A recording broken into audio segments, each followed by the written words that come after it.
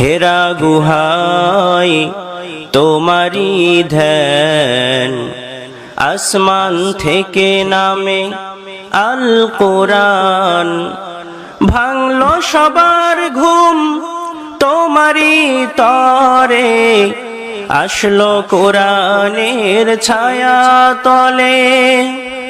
খালিদ ওমর আলী আবু বকর ইসলামী ঝান্ডা নিল যে তুলে। আল আমিন তুমি ছিলে যে সদা সকল মানুষের তরে, হে রাসূল